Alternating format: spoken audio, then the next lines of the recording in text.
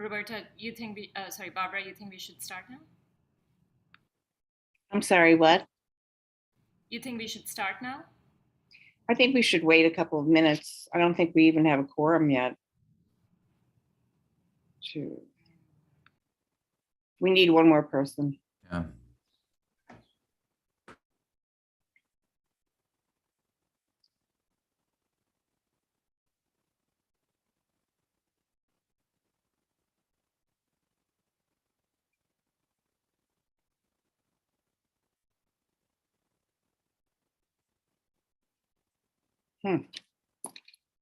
Odd. Reach out to somebody to get on.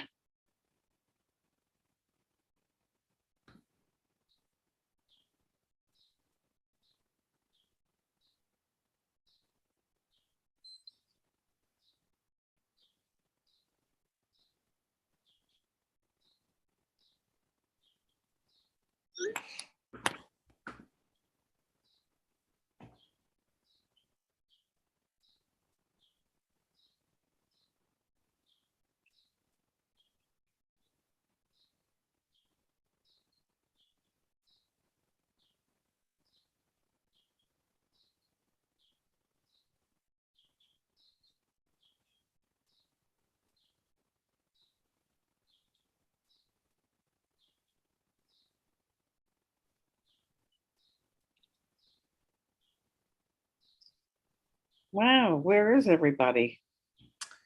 I know. Well, I'm looking. We may have a let me see. We need 5. Yeah, 1, 2.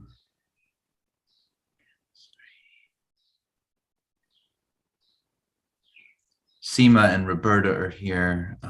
They're not on the committee though. Yeah. No, we have me, Daniela, Natasha, Yeah. and Ken. I think I know Polly's coming. Yes, I know Susan's coming too. I just texted her, hurry up.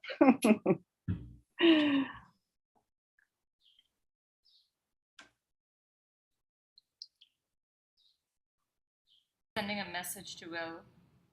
Okay.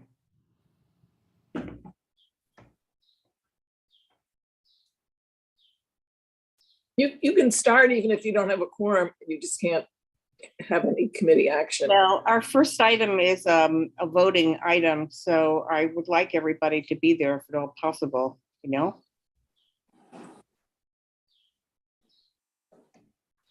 Makes sense. Yeah, we'll just wait another minute or two and then they'll just have to catch up.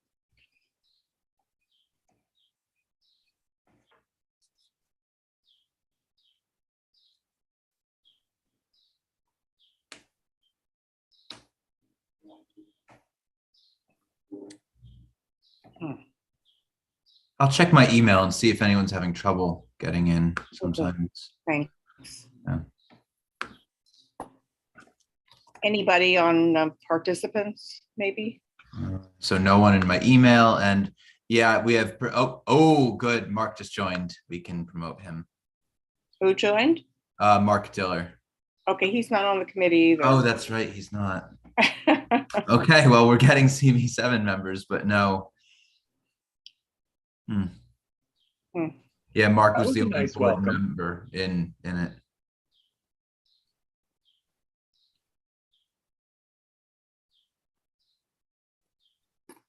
Mark, we're waiting for quorum to begin. I just wanted to say that I'll be taking the minutes tonight. So I know, of course, all the speakers and participants, but if somebody from the public is speaking, if you could just identify yourself by name and affiliation, that would be very helpful. Thank you.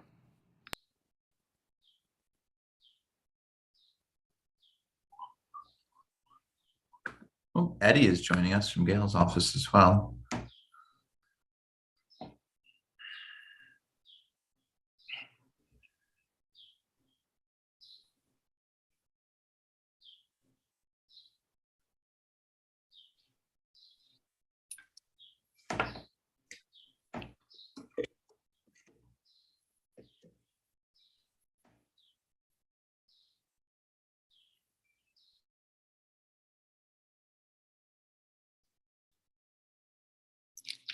This is really bad.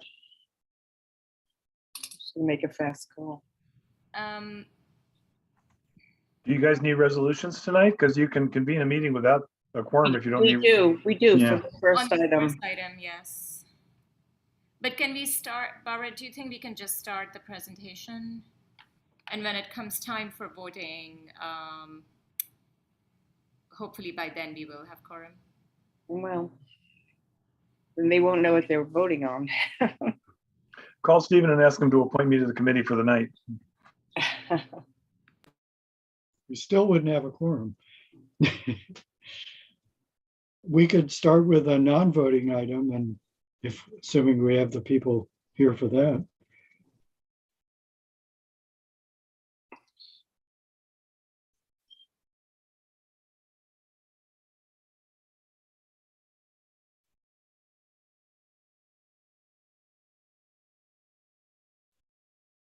Barbara, I don't think you're muted.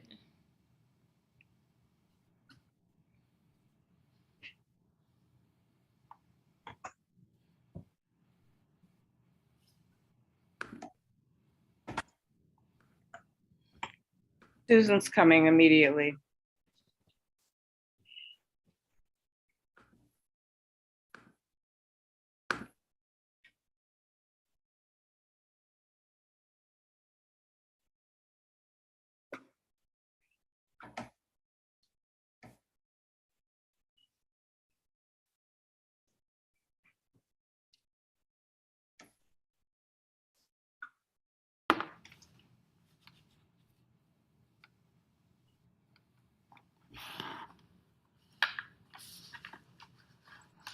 I'm really sorry. I apologize to everybody. This is embarrassing.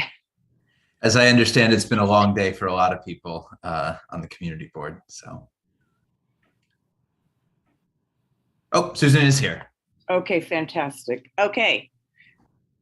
So, welcome everybody to Community Board 7's Parks and Environment Committee. And we'll jump right in with the first proposed design for the reconstruction of the drainage system in Riverside Park from 108th to 116th.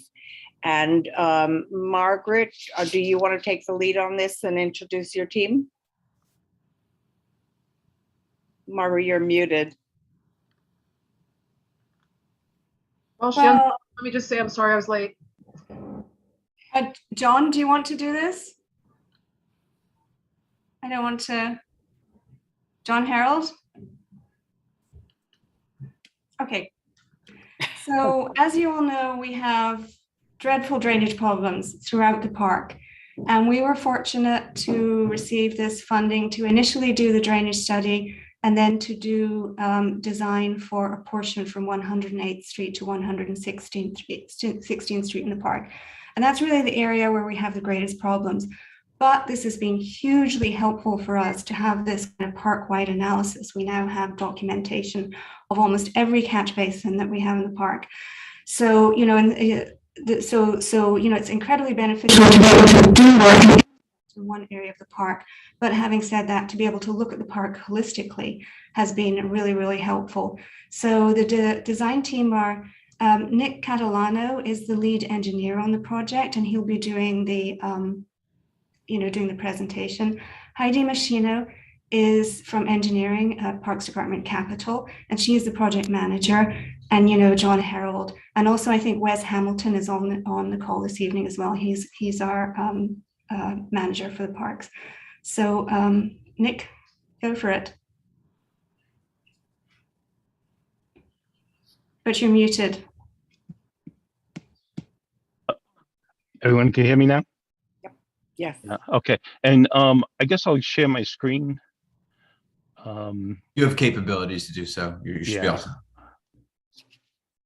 Okay, and let me know when you can see it. I see it. Okay, great. So as Margaret said, this is Riverside Park Drainage System Study. Basically studying the extent of the park, but really focusing in on 108 to 116th Street. The park's total budget for this is about $8.5 million. The 108 to 116th Street area, it's about 34 acres, pretty sizable in itself. The disturbance within that is we sort of projected around 4 acres. And just the goals for the project is really to restore the existing drainage system to working conditions. It doesn't work right now. Provide upgrades required by code compliance. And to me, that's just getting the hydraulics to work, right? But mainly it's the third bullet, and it's to reduce and mitigate the flooding within the park. And that's the real goal of this project, is just to improve upon all the flooding that does happen within the park. The study does go from 72nd Street all the way to 150th Street, from that west curb line on Riverside Drive over to the Hudson River. And as we said before, we'll be focusing on the 108 to 116th Street area. This is just, flooding during major rain events. The pedestrian zone that's at street level gets flooded, as you can see on the left. Just below that Olmsted retaining wall, there's the upper park path, and you get leakage and water coming through that wall, and it causes some areas of erosion. The photo on the left is at 108th Street. They put up some temporary railing over there, just to keep people away. You can see the asphalt starting to chip away, and as it starts to erode, and then just as an attempt to try to slow some of the water down on the right side coming through the Olmsted wall, there's some areas of bricks and blocks to just kind of ease up on the erosion. But this is kind of what happens when the pedestrian zone gets flooded. It just cascades down the steps and the ramps over into the park, and then just floods the park, right? Again, this is sort of at the promenade area where the Amtrak tunnel is, looking back at the Olmsted wall, and you can see areas and pockets of erosion that the flooding causes. This is like a day after a storm. You get these pockets or lakes. I've talked to a number of people out there, or they've talked to me, and they told me about Riverside Lake 1 and 2 and 3 and so forth. So you get these areas that you just wait for it to evaporate. Some additional photos. While we've been out there doing investigation, many of the structures that survey was going through were clogged, just full with debris, as you can see on the left. And on the right, it might be a little hard to see, but this is a photo inside the catch basin. And if you look closely, there's the end of the pipe there, and it's just full with dirt and tree roots. And this is pretty typical, especially upon on the upper pedestrian zone over at street level. This is looking at the park from Riverside Drive. There are catch basins on Riverside Drive, but as you get to these pedestrian ramps, these drop curves, it's sort of an area where runoff just from the street has a way of making itself into the park. And when it's really raining and you have a downpour, it could take a lot of water from Riverside Drive just because you don't have the curb reveal at those ped ramps. Yeah, this is looking back at 114th to 116th Street. This is pretty typical of the upland streets fronting the park. They all run up towards Broadway, so you get a lot of runoff just flowing down these upland streets over into Riverside Drive. And what happens on Riverside Drive, as that gets flooded, so does the park. And this was just a little diagram just to kind of show the direction of the surface flow. So on the bottom is just Amsterdam Avenue and Broadway, and you can see just east of Broadway is surface flow going towards Riverside Drive and the park itself. So there's a pretty good catchment area there that just is at a higher elevation than Riverside Park, and a lot of that water just kind of makes its way down towards Riverside Drive and the park itself. Just within the park, just some observations. A lot of catch basins are substandard. Like the grading on the left there with a few holes in there isn't going to do a lot to receive drainage. The photo on the right is sort of typical what our surveys found out there. When they went out, they found that a lot of the basins were just buried over. Maybe 6 inches to a foot of earth on them. And even when we had them cleaned out, a week or two later, they'd come back and they would dig it up again. And parks maintenance, when they find a basin, they sort of put a yellow rod in the ground next to it just to mark the location. Okay. As part of the survey, we also surveyed the basins and the drainage structures along the Henry Hudson Parkway. The parkway itself has a lot of these small, and you can see right along the guardrail, has a lot of these small inlets spaced only like 15 feet apart. But the gratings are so small, they all get clogged. Just about every one on the whole stretch that they surveyed within the park was full with debris. The photo on the right is the upper park path just below the Olmsted retaining wall. This photo shows some curbing on the side of the path that controls runoff, but most of the upper park path within the stretch from 108 to 116 doesn't have curbing, and you get water sort of just running down that steep slope and contributing to the erosion.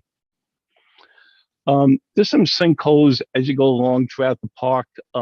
Typically in the 108 to 116th area, you see a lot of the depressions and sinkholes like on the left side. That's sort of at the pedestrian zone. The sinkhole on the right side was we had it in there because it was just interesting, just the shape of it. But I think that one was a little bit south of the 108th area. But any sinkholes that we have within our design segment from 108 to 116 we'll be addressing. The other point I just want to make is we did some borings of permeability test along the site.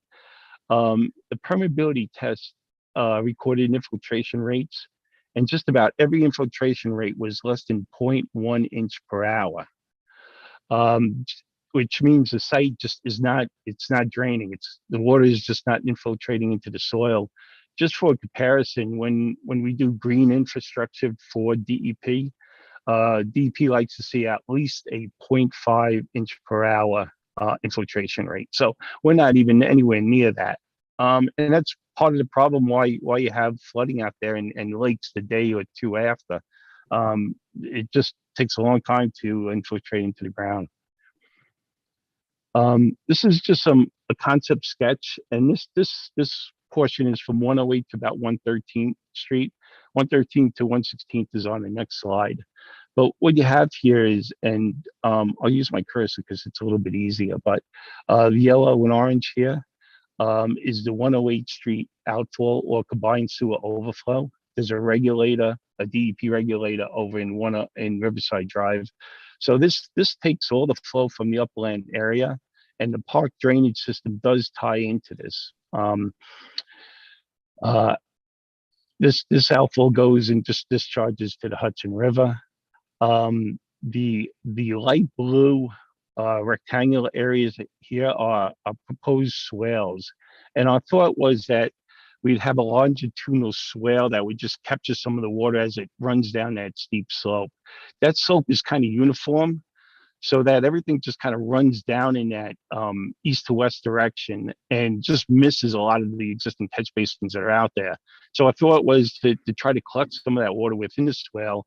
We would have a perforated drain pipe underneath and that perforated drainage pipe would just tie into the existing drainage system. And this was just a way of maybe storing some of the water, some of the runoff, and just capturing it all before it got to the lower park path and the promenade. The green area is what we would kind of just anticipating maybe some type of rain garden, and we're going to be working with the with Parks landscape construction unit with this, just to kind of find out or just determine the right areas for that. But these were some pockets between the lower path and the Amtrak tunnel where there was some space. So we showed some over here, and the same thing. This would be just good drainage material with perforated pipe at the bottom, and now we tie back into the piping drainage system. The purple area over here, you see a little bit more on the next slide, but this is areas of erosion. This is at 108th Street, and that was that photo that we had a little bit earlier on. But we'll be addressing some of those areas where the erosion is getting to be an issue. The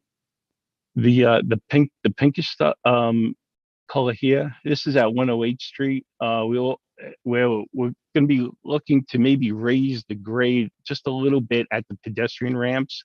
Our thought was if we could raise the grade a little bit, maybe 10 foot back from the street on the pedestrian ramps, we could keep some of that water, or a good portion of that water, from entering that pedestrian zone and letting it stay back on Riverside Drive. So we'll be doing that at 108th, 114th, 115th, and I believe 116th. Okay. The pedestrian zone at street level, we'll be looking to replace just about all of those drainage pipes. A lot of them are just 6 and 8 inches in diameter, not very big, and we'll be looking to put in some 12-inch diameter pipes. Okay. And this is just the other half of it from 113th to 116th. You see the pink zones here where we'll be looking to do some regrading, a couple more swales over here. That would tie back into the existing drainage system, and the red is piping the drainage network within the park, which several segments will be looking to replace as well. Just a cross section of our swale. This is kind of what we're anticipating, just maybe a 3 foot wide section and then a 3-on-1 side slope up. So might be, it'd be in the order of about 12 foot wide, and at the deepest point about 18 inches. But it would be sort of on a bed of crushed stone with the perforated pipe tying back into the existing drainage or proposed drainage pipe. This is just a blow up of the swales. On the left is our civil sheet, and then the yellow, the dots here are just tree trunks. But on the right is the critical root zones and the structural root zones. You can see once you kind of put those root zones in there, it covers a good portion of the park. So, we'll be working further with Parks Landscape Unit just to kind of place these things at maybe an acceptable location where we don't damage or have too much impact on the surrounding trees. Same thing over here. Where we do have trees over here, we tried to break the swale and just have a connecting pipe through. Just the detail of the rain garden or bioretention area. Again, good drainage material for about 4 feet or so, and then a perforated drain pipe that would tie back into the existing or proposed drainage system. Okay. This is just existing and proposed section of the upper park path. This is right below the Olmsted retaining wall.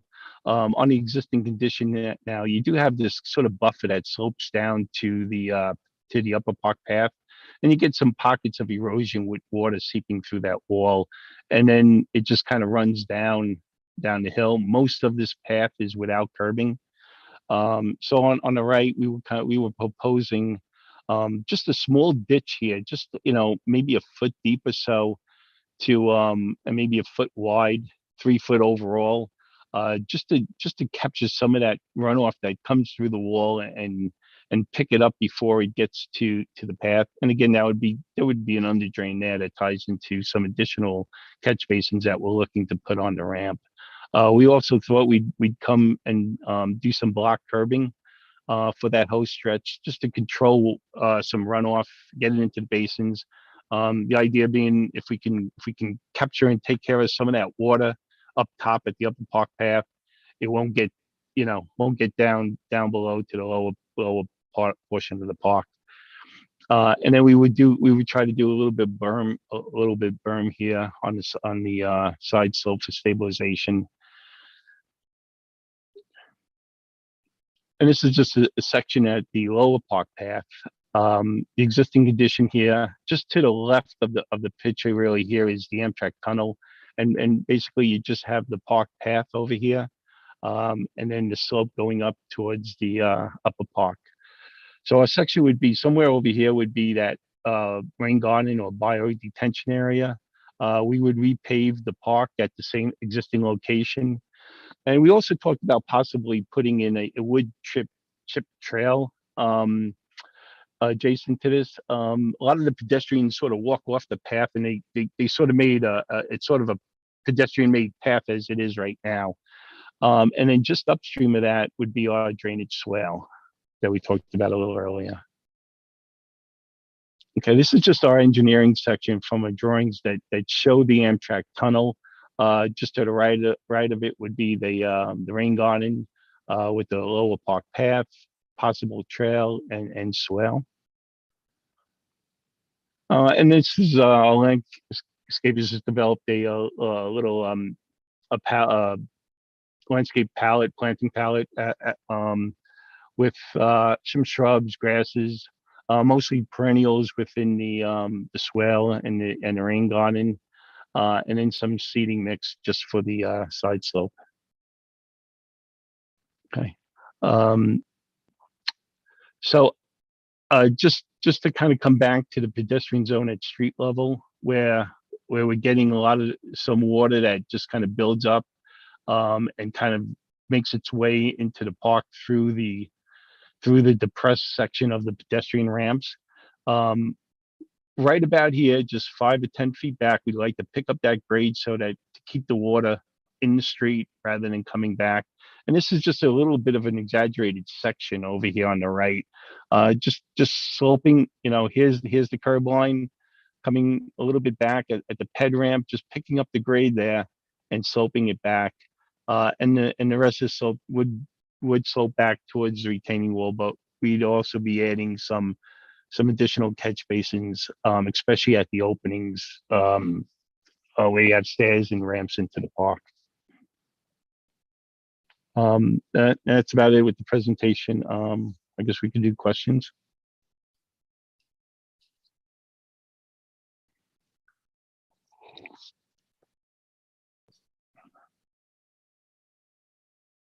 Do you want to remove your screen so we can see everybody who's on, please? Okay. Thank you. Okay, great. All right, Ken? Okay, thank you. It sounds like this is really much needed for a very long time. It sounds like, from what I'm hearing, Riverside Park is poised to get flooded right now, or soon. Yeah. Yeah, but I'm glad to be inside. So I was wondering, just a couple of basic questions. What's the source of the funding, and when would the work be done, and how long will the project take? Okay. Ray, Heidi, would you want to answer that, or I'll take a stab at it? Well, my understanding is that construction would start about a year after once we finalize design, and it would be about a year's project. Was my understanding. And Yeah, the funding is mayoral, Ken. Okay. And when will they finalize design? Yes. we have for December this year. Okay. So it might start next December, next January. Correct. Depending on construction, sometimes they don't like to start during the winter time, so they may start during the spring. Right. Okay. Let's see. And how about disruption to users in the park? What do you anticipate? Okay, so all the work zones, and we'll put notes to effect on the plan, but the contractor would have to coordinate all work zones with parks management to get that approved. We would be looking sort of, if they were working at the upper park path, they shouldn't be working at the lower park. So we'd always sort of maintain that north-south access, through the 108 to 116th area. And same thing on the pedestrian zone. They should always, we're looking at, they would always have at least a 5 to 8 foot width that pedestrians could sort of continue again in that north-south direction. And Ken, I mean, we've also, as you probably know, we've got layers of paths in that area of the park. I mean, there's the path that's next to the park wall. There's the kind of, the lower sort of, midsection path, and then there's another path that's over towards the kind of retaining wall by the recreation. So I think all of that is not going to be in construction at the same time. We'll make sure, and also we have to look at phasing with the contractor as well. Whether that's starting from the north and working south, or, but I mean, accessibility is a big issue for us. And yeah, and that reminds me, would this be coinciding at all with the planned reconstruction of the Cherry Walk, which would require the rerouting for cyclists?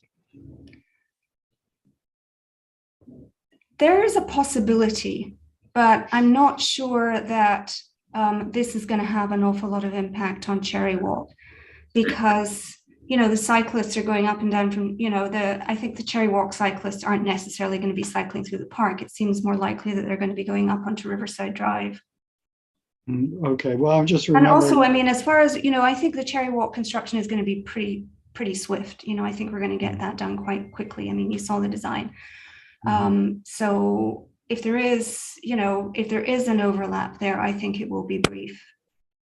Okay, I'm just recalling the last detour for cyclists routed them up, I think around 104th Street and then up, exiting at about 116th. Well, that's outside the footprint of this project. Oh, so, okay. Should we do that again, then this work wouldn't impact it. Okay. And I'm just wondering Mark, on the Ken, sorry. we're going to move on. We'll come back to you, okay? There's other people with their hands raised. Okay, thank you. Mark? Thanks. The photo of the water coming through the Olmsted wall was very dramatic, and I agree with Ken that it's likely to be repeated again tonight. So this can't happen too soon, as far as I'm concerned. I assume that the water coming through the Olmsted wall will eventually undermine that wall, and we'll have a more expensive project in our hands. So this is timely in that sense too. I'm going to focus for a second on what I understood, and perhaps I misunderstood, the raising of the grade of the pedestrian zones at Riverside Drive. And I guess the question is, will that interfere or intersect in some way with bus stops that are sort of shoehorned into that sometimes narrow strip along Riverside Drive? No, it shouldn't. We're not going to change any curb elevations or gutter elevations on the street. What we're looking to do at the ped ramps, again, just going that 5 to 10 feet back is to maybe raise it a maximum of 6 inches at a point. But, just so that slopes back towards the gutter. And then from that point back, we would be just tapering back into the existing grades. Got it. I guess if I understood your presentation correctly, there will be, in effect, formalization of what are now desire paths along the way and in between the the promenade and the Olmsted wall, will they have formal drainage as well? You know, pipes underneath and drains and so forth, or are they going to be more like gutters that lead down to the more formal drainage system? Are you talking about that small ditch that we were talking about at the Upper Park Path? In between the Upper Park He's talking Path. about the wood chip trail. Oh, the wood chip trail. Yeah, it's something we're still kicking around a little bit, but what we would have for that would be an under drain pipe. Yeah. No matter great. what we do, and that would tie back in. You'd have to have it just because of the poor infiltration.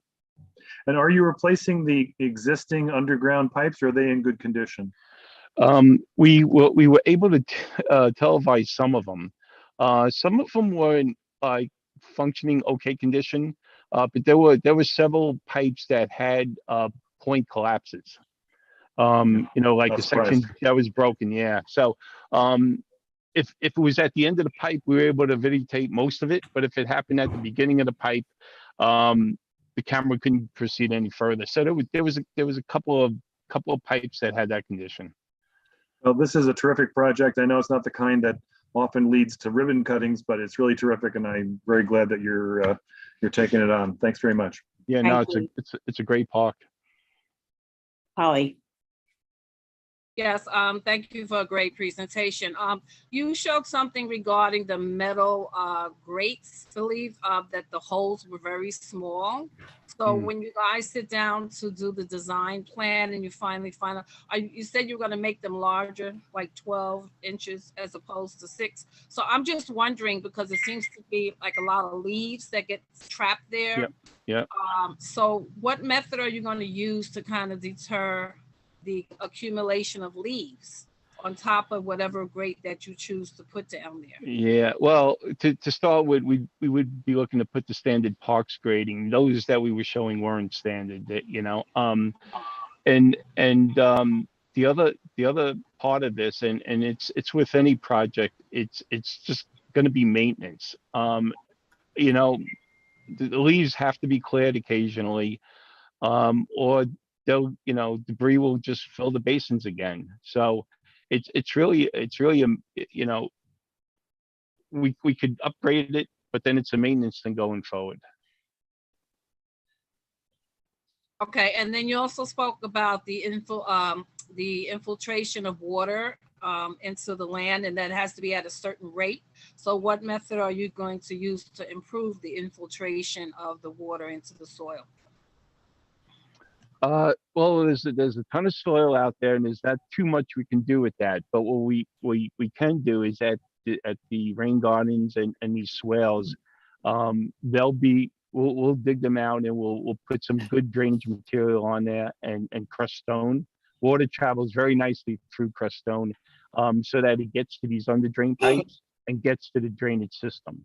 So we're looking for a lot of it to get into the swales and through the good drainage material and piped out before it becomes a lake. Will you be testing a certain specific section before you kind of like finalize the whole project? Yeah, you know, that's something we could talk about with the project team. Thank you so much. I appreciate it. Okay, thank you. Are there any questions from the attendees? I don't see any. Barbara, I had a couple of questions. Oh, sure. Go ahead, Natasha. Yeah, I can't raise my hand, maybe because I'm a co-host. I was wondering if there will be a staging area that'll be set up for this project. Yeah, right now we were looking at, there's a pretty flat area between the upper and lower park paths by 107th Street. And I think one of the contractors were using that in the last few months. And I think they just removed it, you know, in the last week or two. But there's a pretty good flat area there that we sort of identified. And then we were talking about maybe just taking a small piece of the pedestrian zone for the area where they're working. Most of those intersections have 2 crosswalks. We might be able to just take one out of service and just let them use, you know, a sort of a smaller localized staging area. Again, maybe just putting a couple of catch basins there for the immediate work that they do when they replace some of those drainage structures. And any tree removal expected? Not, our goal is to not, like I said, we will be kind of coordinating a little bit with Parks landscape construction unit, and we're going to be walking the site with them going forward, just to kind of evaluate. Okay, and you showed the photo of the grates on Henry Hudson Parkway. Yeah. The small ones Right. that are close together that tend to get stuck. So you'll be fixing or you'll be addressing those also. I mean, that's on a highway, and I'm wondering. Yeah, and we won't be addressing those. That is actually not Parks property. The Henry Hudson Parkway is under the jurisdiction of New York City DOT. Okay. So that will not be touched. Yeah, no, but we did want to. We were able to get a road closing permit so that we were able to survey it and just kind of document what was out there. Okay. And will you be coming back to us once the design process is finished, or is this the only time that you're coming to us? My understanding was this would be the only time, unless the project team feels differently. Okay. Thank you. All right. Ken, did you have another question? Yeah, I was just, I've noticed on the promenade construction perpendicular across the various points in the promenade. Is that related to trying to improve drainage now, or is that some separate thing? Where did you see that, Ken? Around the Ellington. No, that was part of the assessment, pardon me, the assessment of the overbuild work. Oh, okay. Okay. That was it. Thanks. All right. Are you finished, Ken? Yes, thank you. Okay, thanks. Okay, everybody, this seems like a very essential project and a very welcome one.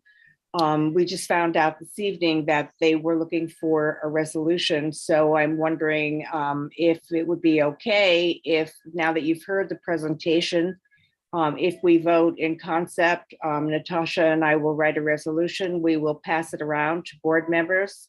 But we will vote on it tonight in concept of approving this project. Is that okay with everybody? Okay, then all in favor of this, please raise your hand. 1, 2, 3, 4, 5. Okay, anybody opposed? Put your hands down, please. Anyone abstaining?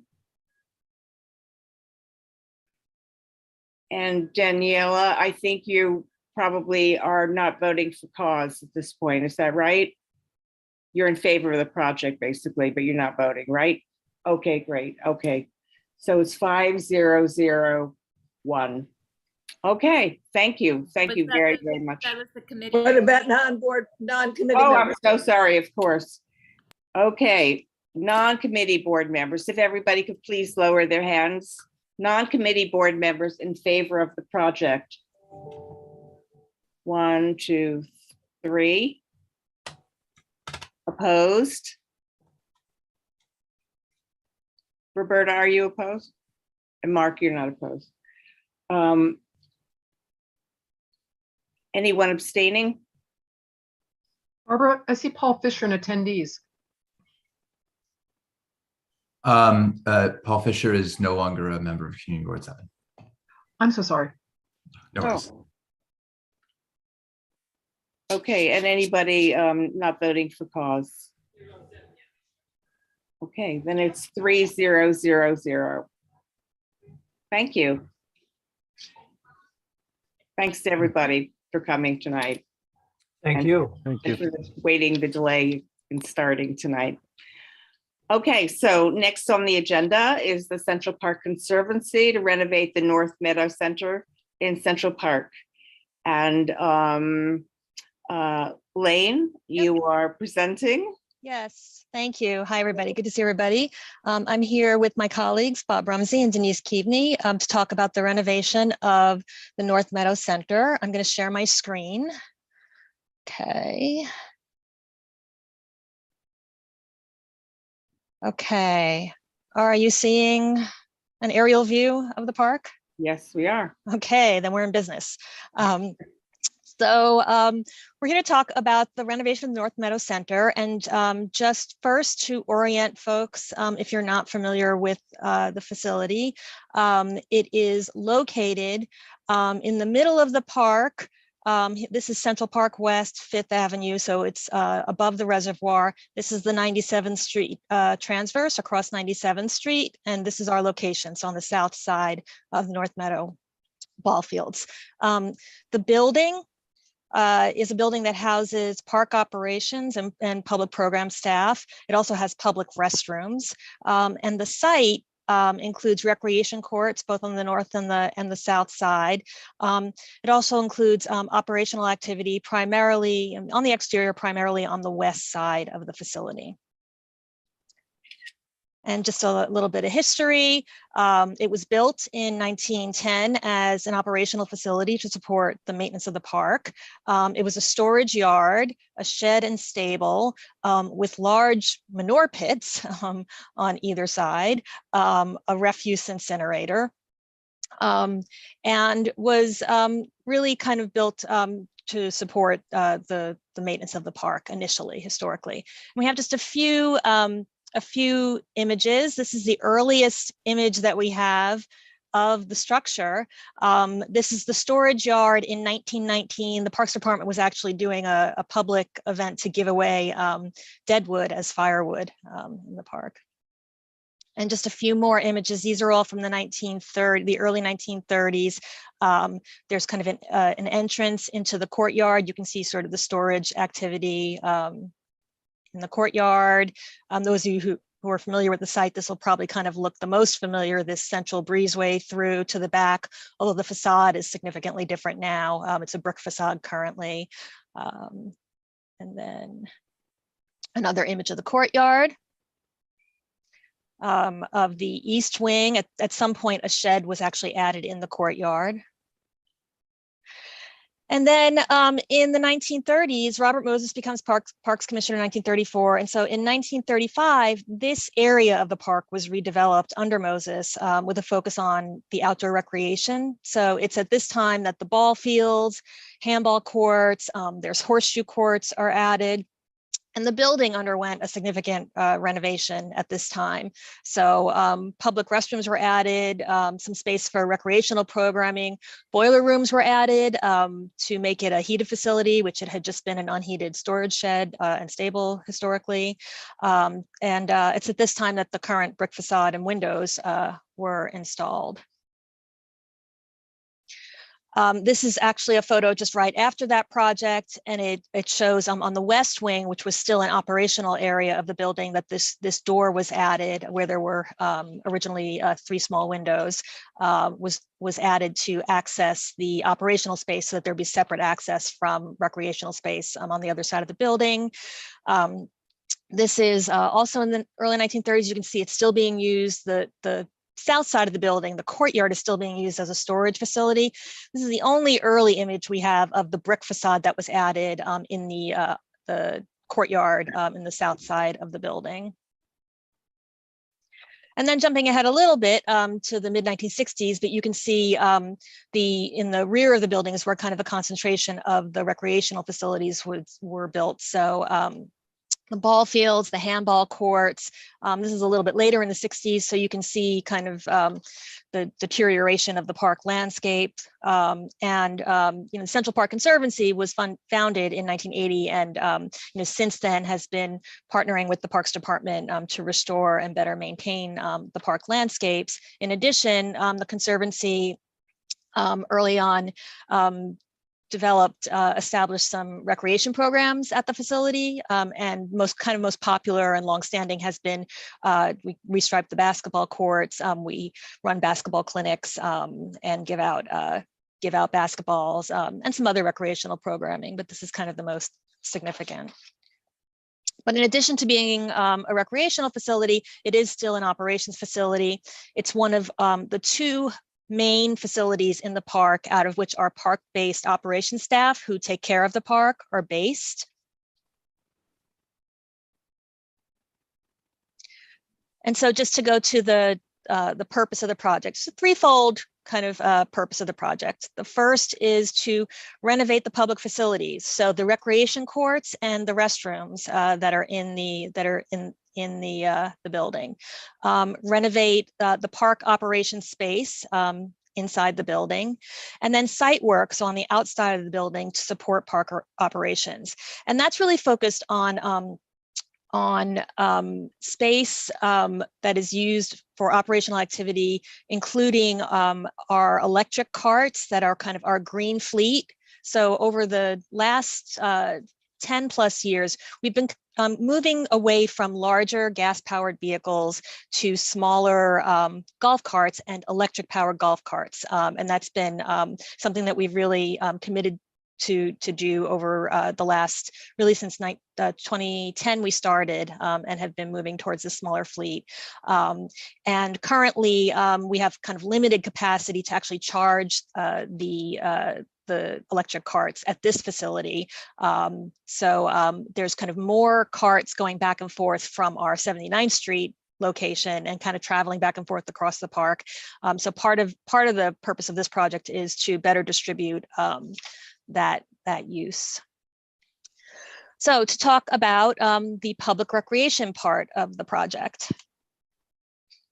This is a site plan of the existing site of the existing recreation courts and building. We have on the south side of the building, we have basketball courts.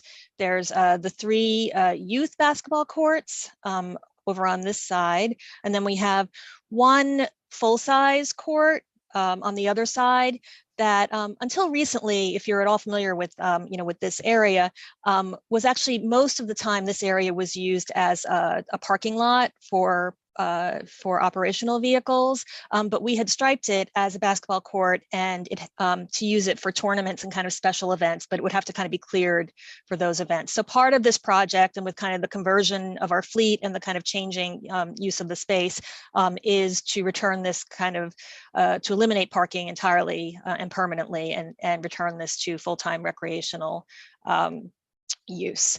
On the north side of the building, we have 12 handball courts, and then there is an area over here that initially in the 30s was horseshoe courts, that is currently an unused, kind of undefined asphalt area.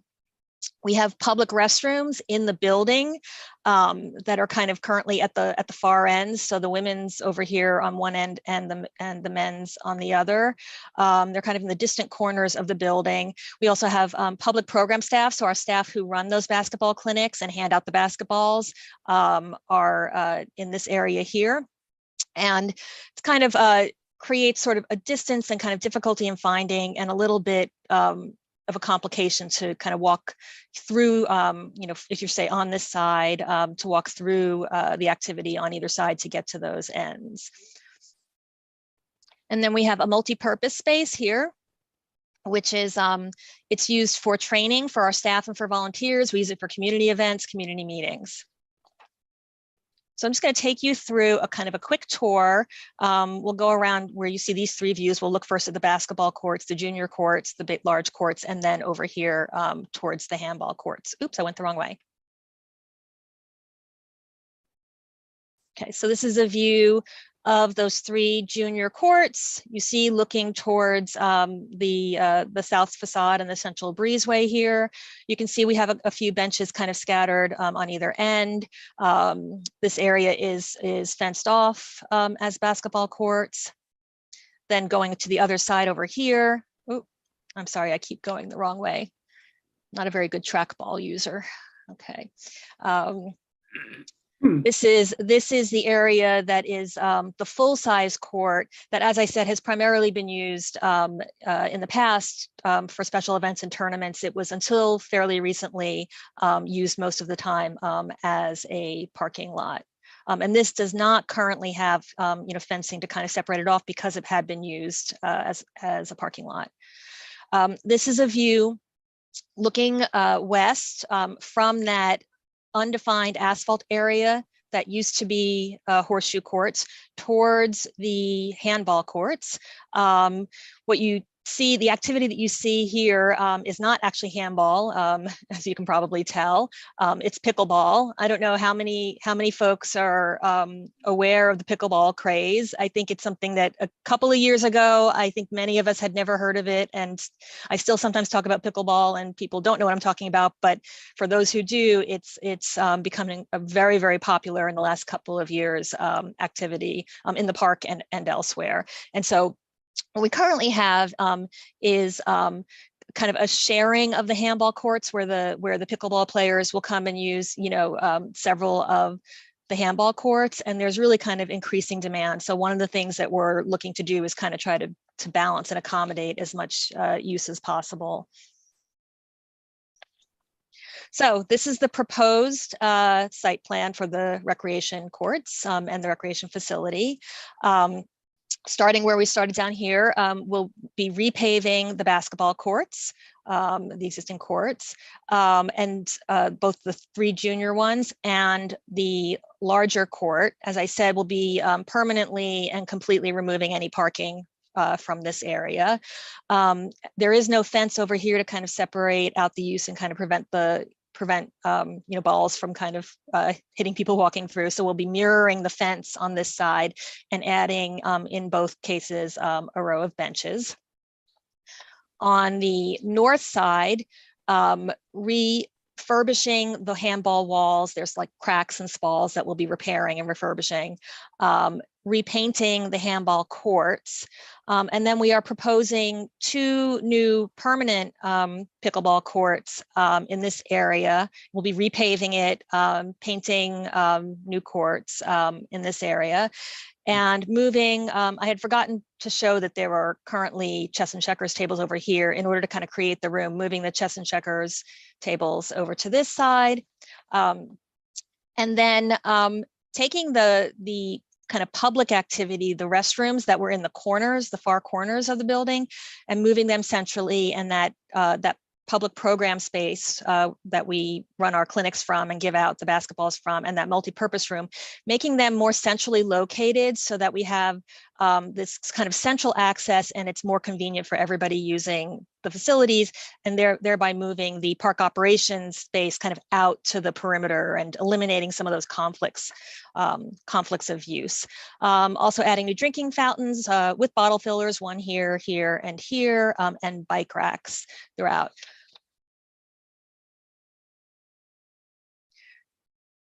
So the, did we show the, yeah. Sorry, I should just add on here that, so we are proposing these new pickleball courts, these permanent courts. We are also have been meeting with the different user groups. There is, with the growing demand for the pickleball and the kind of use on the handball courts, we're sorting out and kind of talking to the different user groups and looking at ways to, in addition to these pickleball courts, provide for some multi-use striping of some of the handball courts. We're still kind of looking at that, talking to the different user groups and figuring out kind of what the best proportion of those of that is in order to kind of determine the right distribution of the courts. And so potentially there'll be, as we kind of figure out how to kind of push and pull this and create kind of the fairest distribution of use for everybody, we are looking at potentially moving this fence a little bit. We had a community meeting last week, and there was some discussion about the distance, from the wall, if the pickleballers are using this. So some of this will be kind of pushed and pulled to come up with sort of the best balance of use in these areas. And we will be looking at some additional potential striping for multi-use courts. And then the building. So we talked about just kind of reconfiguration of the interior to move these public facilities towards the central breezeway. With that, there's just a few changes to some of the openings in the envelope of the building, in the exterior of the building, to change some of these windows here, and here to doorways because of the change to the interior. So in reconfiguring the space, those three windows here, and here will become doorways. And just kind of very briefly on this view, you see here is those windows that will become a doorway on this end, mirroring the one that was added in the 1930s. And then on the north facade, these two windows here to match the existing doorway here. In addition, there will be a full restoration of the exterior. So complete restoration of the exterior masonry, repairs to the roof. Yeah, I think that kind of covers that. And I'm sorry, in-kind replacement of the other doors and windows. And so now I'm going to turn it over to Bob to go through the site work for the park operations. And I think that what I'm going to do, if we can just for a second, I'm going to stop sharing my screen so that Bob can share his and can point on his screen. Well done, Bob, very quick. Oh, but I wanted to, hold on one second. I want to get that full screen. Give me 1 second, everybody. Mm-hmm. I guess I can't do it. Anyway, we thought that was smooth, but it wasn't. So I apologize. Can you see that? Yep. Okay, great. So I'm here to talk about the site work improvements related to the proposed park operations at the for the building exterior. Just to reorient everybody, at the bottom of the screen is the North Meadow Center. You can see it surrounded in context of the northern end of the park. At the bottom of the screen is the transverse road crossing here, and surrounding the North Meadow are the ball fields. As Elaine said, there is park operations presence here. It's relatively limited, and it's heavily supplemented by vehicles and staff traveling on a daily basis from the West 79th Street yard. So our intention here is to redistribute a portion of the park operations component to this site to more effectively manage the maintenance in the north end of the park, and to decentralize some of that traveling from the West 79th Street yard. Lane mentioned our conversion from the from the more traditional vehicles, gas-powered vehicles, to these electric fleet type vehicles. Currently, most of these our electric fleet is at the West 79th Street yard, and they traverse across the park daily, including the north end. And so one of the main goals of the project is to redistribute those, portion of those, not all of those, to the north end. While it will have a benefit on the north end as well, it will also decrease the amount of cross-park traffic on a regular basis. So going to the existing site plan, just to orient you, again, the transverse road is at the bottom, the ball fields are here at the top. So the areas on the east and the west sides of the existing of the site are really utilitarian in nature, and really have always been that way. There are existing boiler rooms on both sides that exist below grade for the heating of the building. They're actually outside the building footprint and are accessed by stairwells in the landscape. Currently, the site use includes park operations, which is focused here on the west side of the building, which includes cart charging, storage, and some other types of material storage. I'm going to take you at a series of photos starting here at number 4, going around clockwise. This is at the southwest corner of the site. There is an existing parking lot, which is currently occupied by storage containers used for park operations. Along the west side of the building, you can see the current electric fleet that exists there today. And then on the north side, which is here on the site plan, if you can see in the lower right, kind of looking back into the site, this is equipment and materials that really service the North Meadow ball fields. And these are accessed by this path leading out into the park path.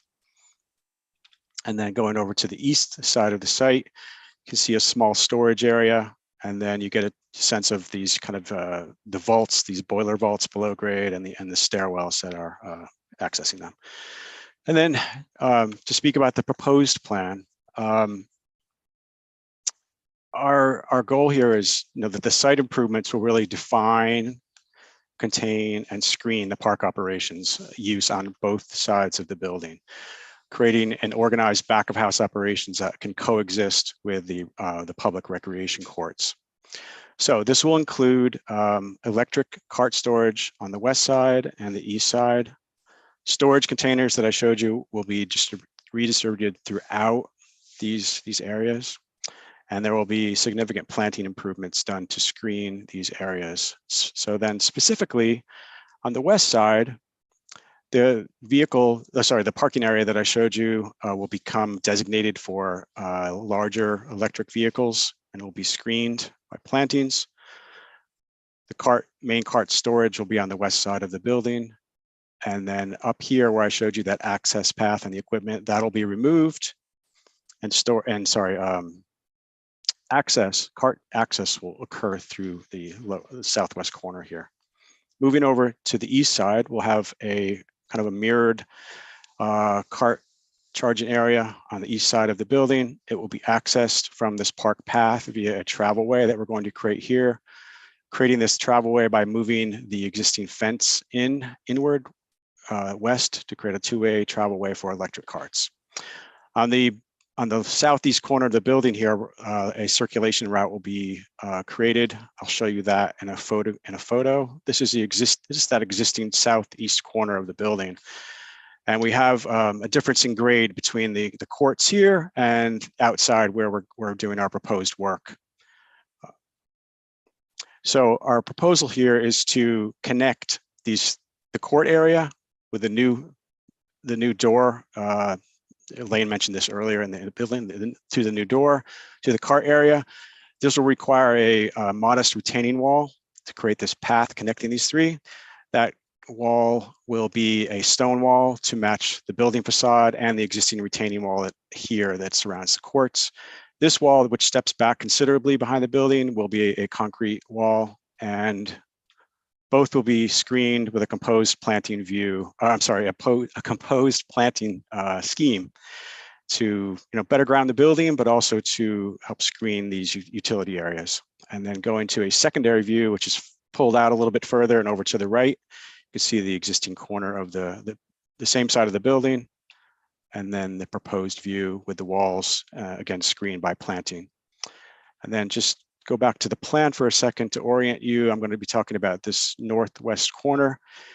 There's a very narrow margin that will exist between the path, the existing park path, and the proposed utility area here, which we plan to screen with plantings. So this is that same view I showed you earlier. This area will be defined and with a fence and planted out to really screen it. And then along that same path, but coming from the opposite direction, you're looking at the existing conditions of that area.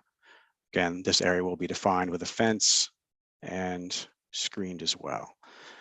And then just landing back at the proposed plan, that's the end of our presentation. And let me stop. Do you want me to leave my screen up for now? I will, if you're willing to answer some questions. I think it'd be better if you take it down now so that we can see everybody. Yep. Thank you. So open for questions. Okay, Ken. Ken, Yeah. you're muted. You're muted. Sorry. First of all, I'm glad to see you're not bringing back the manure pits. I was concerned. Are we voting on this? Yes, okay. Yes. Where will the cars be parked that are currently parked on the big basketball court? So the cars that do remain will be in that vehicle, the small vehicle parking area that we had shown a photograph of and that we're screening. As I said, we have been reducing and converting and continue to our fleet. So it will be a minimal number of trucks that we do need to have up there. And we are converting even our larger vehicles to electric. So they will be, the larger electric vehicles will be on that west side vehicle parking area, vehicle charging area. Okay. Do you have a timeline for when your entire fleet will be electric? That's a good question. I think we are definitely very close because we have been, we've really been ramping up the last few years. I'm not sure. I'd have to check with our operations staff. How far are we from it being entirely? And I think even to the extent that it's not electric, most of the vehicles now that are not electric are larger hybrid vehicles. But we have been moving towards all electric. So I can definitely get that information from our operations team. Do you still have any of those golf cart ones that run the 2-stroke engines and are highly polluting? No. Good. And on the bike racks, I noticed you had them distributed around and they just said bike rack. Mm-hmm. Is that literal? Like there's only one bike rack there? Because it looked like there were several lines. I would say for each area, there'd be approximately 5 or 6 stands, which theoretically can have 10 bikes essentially. One on each side. So approximately 8 to 10 bikes per area, if at least 10. Okay. And we have one in the front, I believe, near the basketball courts, and then one in the back. Right. And north side, not the back. Has the design of the bike racks been determined yet? It has not. We're in that process. Okay. It's not a high theft area, but there are the ones where you can only lock your front wheel. They're sort of like you find at schools. Those are not ideal. Right. Cyclists prefer being able to lock the whole frame. Yep. So yeah, that's good input, and that's something we always take into consideration. So thank you. Great. Thank you. Okay. Polly, and then Daniela. Hello. So Lane, you mentioned that you're going to repave the basketball courts and the pickle courts. What kind of material will you be utilizing? Because I was thinking about, the patrons like children, adults, and those who are, ADA, you say accessible. So I just want to know how the surface will be. And then also, will there be a fee to use the pickle courts or any of the activities? Okay. There's no fee. There's no fees. And then in terms of the material, the pavement, did you say specifically for the basketball courts and the court? Yes. Yeah. So those are both asphalt. And I believe the basketball courts team kind of jump in at the basketball courts and the pickleball courts. The basketball courts are, and both they and the pickleball courts will be seal coated. Correct. That's right. Yep. Thank you. Daniela. Hello. Thank you. My question is about the bathrooms. I know that the ones that are currently there are they're relatively nice and they're a good size. I agree that the breezeway is probably a better location for them. Mm-hmm. In terms of size and just I guess really the space that you guys have in those areas, is that still going to be more or less comparable, or it was a little hard to tell from the plan?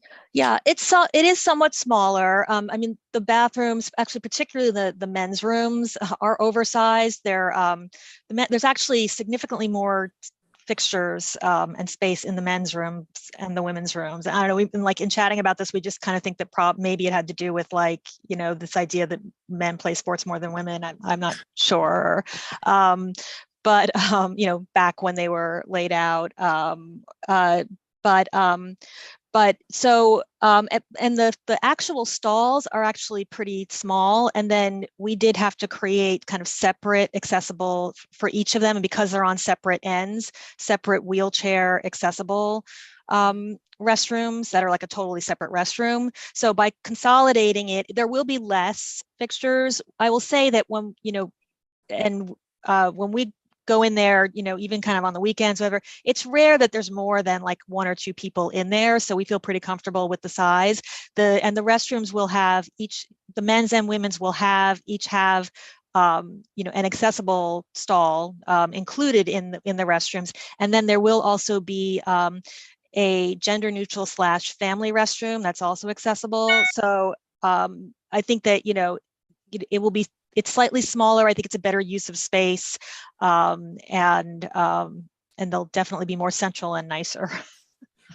Okay, I think it's also worth checking in with some of the local running clubs, especially around marathon season, because I know like Saturday and Sunday that tends to get pretty busy. So yeah, I think it's like a prime location for a lot of runs. So. Yeah, no, and I would say that in our experience, our observations is the times where they're busiest, where somebody might have to wait a few minutes would be after in the summer, like at the end of a baseball game, I'm sorry, where the entire team, from the ball fields comes in, and then people, might have to, but to design to that, we don't design to that because it's not the use most of the time, and it actually would be kind of mostly underutilized, and there's such a need for all, for space for other reasons. So it's kind of like not designing the highway for the day before Thanksgiving. Yeah, fair. All right. Well, interesting. Good to know. Yeah. Thank you. Thank you.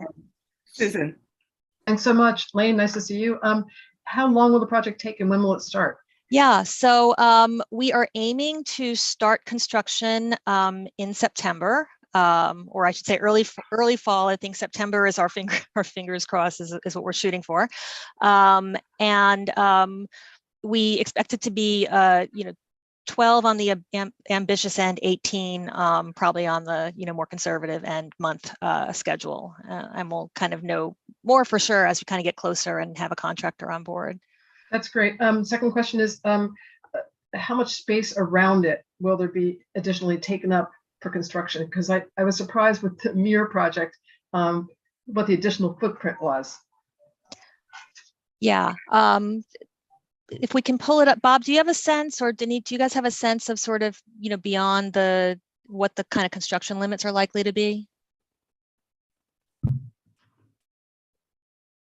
I can, with regard to the, well, first is that we will still be operating out of this building during construction. So we will be displacing our staff out of the building into a temporary setup on the south facing court. And we will be keeping the area to the west that's used for storage and for car charging currently. We'll be keeping that open while the contractor focuses his work on the east side. It will be phased in that way. The handball courts will be kept open for as long as possible, only to be closed down when we get to do the work in that area. And there'll also be one basketball court open to the front. I guess, it wouldn't be much beyond the footprint of the proposed of what we're looking at.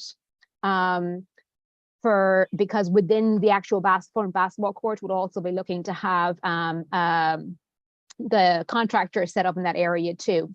There may be an area a little bit away from it that would be like a compound for materials, but it would be a small area down towards the rock lane where we took one of the views. Yeah, in that area, in that lower kind of area as you come down the hill. Yeah, thanks. My concern, my colleagues know that I'm an avid bird watcher, and you mentioned September, I immediately think about fall migration. And the concern is not about, I'm not a pickleball player. My concern is not about maintaining accessibility to the current facilities. My concern is about how much more of the park gets taken up by this and how it might impact an ability to go throughout the park. Because, for example, my path is always, from 110th Street down to the pond at 59th Street. So it's like, if I can't get past this facility, it makes it difficult. That's my concern. So I guess I have a good idea of it, but I would say we don't anticipate these path closures, other than occasional, like if deliveries come in or so forth. But we don't anticipate closing this cross path or this cross path. The construction will be really focused in and around the building, like Denise said. Okay, great. Because the Mirror, as I say, the Mirror. You can stop the screen share if you want. Yeah. The Mirror construction is a fantastic project, but it's made Duck Island really inaccessible. So, and the birding community is pretty upset about that. I think you're talking about from the west side, and I think, right, and I think that because in that case we are very kind of constrained in terms of getting material in and out, and we are doing kind of a major excavation. You can from the South Shore, you're pretty close to the islands. So from the South Shore, kind of at the foot of the fort landscapes, right? The South Shore of the Mere. Yeah. You can get pretty close to the island, but Right, not but from that other side. Yeah. But if you're coming from the north or from the west, there's this netting over the fencing, the cyclone fencing, so you can't see the Duck Island, and then you also can't get to it. And so it's a sort of dangerous situation that's been created now. But it's a separate topic. We can talk about it separately. My final question you're going to be surprised by, which is the water fountains that you're putting in. Is there any chance they might be year-round water fountains? I understand there are 12 of those in the park. I have only identified one, but those are really great in the winter. Yeah, so these will be, how many do we have? Three more. Excellent. With bottle fillers. With bottle fillers. Year round. Year round, yeah. Excellent. Can I ask what the difference in cost is between a year-round one and the? I don't know if we know. More, I think in the scale of the cost of this project, it's it's typically more about not the cost of the actual unit. It's about you have to bury the pipe in the ground really deep to get to that. That's usually what prohibits us from doing it in other places. Okay, thanks so much. I really appreciate it. Okay, Mark, and then I have a couple of questions. Great, so thanks. You answered my question about gender neutral restrooms. I'm grateful to see that that's included. There are lots of different ways to do it. Sounds like you've got one of them. That's just fine. One's as good as another. So for my colleagues, with respect to this, I've sort of been listening with a park point of view for this presentation and the last, but I realize that both Riverside Park and Central Park are individual landmarks. So I assume that you're going to LPC for a letter of comment, a binding letter of comment, and then on to the PDC. And so it would be helpful in our resolutions if we could include the magic words that, in our view, assuming that everyone agrees with me, which of course everyone should, that these proposals and changes are magic words appropriate to the character of the individual landmarks that we're talking about, individual scenic landmarks in these cases. That would be helpful to our resolution to the extent that it goes to LPC, and PDC, of course, will do whatever they're led to do. So for what it's worth, that might be a useful comment. Thank you, Mark. That will definitely be helpful for us. Mark, do you want to volunteer to write this resolution? I'm not a member of your committee, so I don't want to poach, but if you want it, I got it. Okay. I just had a couple of questions. What is the project cost and where does the funding come from? Yeah, so the total project budget is about $20 million. Yeah, it is, there is a significant amount of infrastructure to do in order to to make this project happen. So utility infrastructure. So that's kind of a part that we don't talk about much, but that's a big chunk of the work, but it doesn't have the, it's not in the design plans, so to speak. So the funding, it's a combination of private funds, philanthropic funds, and some city money from a contract that we have with the city to kind of contribute to our campaign of work. Okay, thank you. And lastly, for me, I know that the lawn bowling people in Central Park have came and presented to us, and their lawn bowling is in deplorable condition, they say, and it's the only I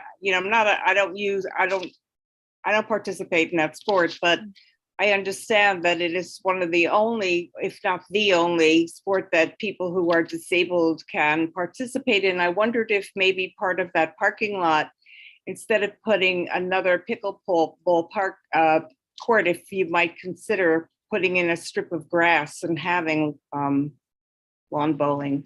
Well, the lawn bowlers, and they have been in touch with us, and they do kind of have a long association with the site that they're in now, and I would say that we are really, if you have not heard kind of from the pickleballers and the handballers yet, you will continue to kind of hear about how much more space they need. We really on this site, and with it being kind of racket sports, we're really pressed to kind of balance as best we can the competing between the handball and the pickleball. The lawn bowling, I mean, honestly, I have kind of heard this, I've heard them kind of talk about it's great for older people and people, with accessibility issues. The pickleballers also, people who can no longer play tennis or racquetball are playing pickleball. And I would say that there are extremely popular. And there are also other sports that, that I think are, I think, honestly, the lawn bowler, they kind of have a long history with the park, but they're probably the smallest kind of population of users that we have to serve. So, we have to kind of balance like the needs of all the, active and then not active recreation that people do in the park. So, okay, I thought I would just throw it out there. It's, but yeah, no, just we really, I think I mentioned, I mentioned how we're going to be looking at sort of multi-striping and multi-use, and we're going to be kind of going back and forth between the handball and pickleball folks to kind of sort out the best balance there as it is. Yeah. Okay. Thanks, Susan. Just wondering if you guys are going to plan to come to the Preservation Committee, which I'm also on. So we have always come to the Parks Committee, and honestly, we go to 5 community boards on every project. So to start going to multiple committees, I think would be a lot. Some community boards do a joint committee when there's an item in a scenic landmark. Community Board 5 does that. Community Board 8 used to do that, but doesn't do that anymore. So, and you guys used to be Parks and Preservation a long time ago, I remember. When I used to. Right.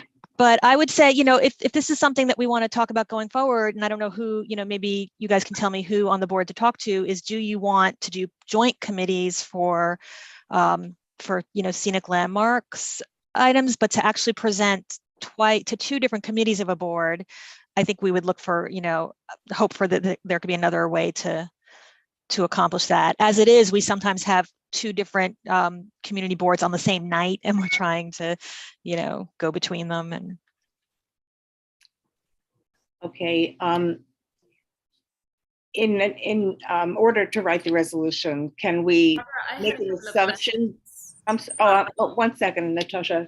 Can we make the assumption that what Mark suggested, that the design will be appropriate to this individual scenic landmark, and put that into the resolution?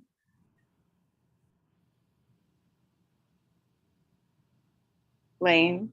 Oh, you're asking me. I thought you were asking your committee. No, yeah. No, I'm asking you if. Oh, absolutely. Absolutely. Okay. Mark definitely knows what he's talking about there. Oh, yeah. Okay. That would be very helpful. All right. Thank you. Any other questions? Oh, Natasha, sorry about that. Yeah, no, most of my questions were already asked and answered. I was just wondering, you said that the 20 million is coming from private philanthropic sources as well as the city. Mm-hmm. So I think when private money is involved, you don't need to go through like the competitive bidding process or something. It's like a simpler process. Right. We don't go through the city's procurement process, which is we do competitive bidding. But we do not. We don't have to do an open RFP process, and it's a much kind of longer timeline to go through the city's procurement process. So when we bid out, really all of the work that we do, it is and technically the Conservancy is the contractor. We are a sole source contractor because we are contributing usually most or all of the funding for the project. So the contract is with us, and then the contractors are subcontractors to us. We pre-qualify and invite qualified bidders. It is what kind of enables us to kind of be a little bit more efficient in our process. And then but all of our contractors do have to be in the city's Vendex system and vetted and approved by the city in order to bid on work.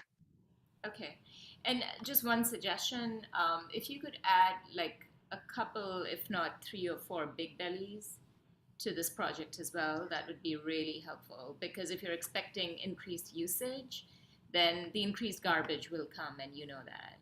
So yeah, garbage cans, yes. The big bellies, if you mean specifically big bellies where there's the sort of that's not technology that we have. Yeah. So it will not be big bellies, but we'll definitely make sure that, you know, that we look to make sure that there's enough garbage cans, trash receptacles. Okay, any other questions? Excuse So, me, Barbara, there's a person in the Q&A, I believe his name is Jerome, who's asking how to comment. So you might want to take a look at that.